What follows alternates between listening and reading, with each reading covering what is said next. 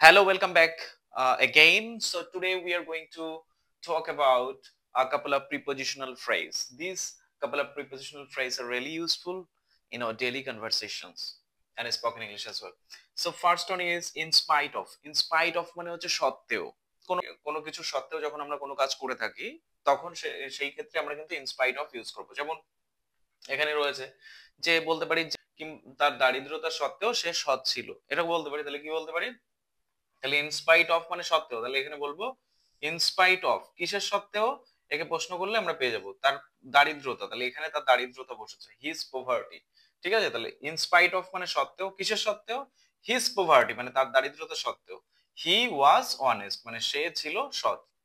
ঠিক আছে, তো এইভাবে কিন্তু আমরা ইনস্পাইট অফ এই প্রিপোজিশনাল ফ্রেজটাকে কিন্তু ইউজ করতে পারি। ঠিক আছে, তাহলে এবার আমরা চলো নাম্বার 2 দেখি। এইভাবে কিন্তু আমরা প্রচুর সেন্টেন্স ডেভেলপ করতে পারি in spite of the. In spite of মানে হচ্ছে সত্ত্বেও। আরেকটা কথা বলি, এখানে ইনস্পাইট অফ এর পরিবর্তে কিন্তু এখানে শুধু ডেসপাইট ও ইউজ করা যায়, তখন কিন্তু অফ হবে না। হ্যাঁ, তো এখানে ডেসপাইট ও ইউজ করা যায়। ঠিক আছে, তাহলে আমরা বলতে পারবো তখন যে ডেসপাইট হিজ পভার্টি মানে তার দারিদ্রতা সত্ত্বেও হি ওয়াজ অনেস্ট, তখন এইভাবে আমাদের বলতে হবে।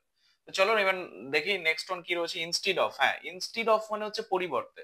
ঠিক আছে, যেমন আমরা বলতে পারি যে সে একটা চিঠি লিখেছিল কিসের পরিবর্তে, একটা বা ইমেল পাঠানোর পরিবর্তে সে একটা কি করেছিল, একটা চিঠি লিখেছিল। তাহলে আমরা বলতে পারি যে she wrote a letter instead of. আর ইনস্টিড অফ এর পরে যদি ভার্ব আসে তো ভার্বের সঙ্গে আইএনজি ফর্ম হবে। ঠিক আছে, তাহলে সেন্ডিং অ্যান ইমেল, অর্থাৎ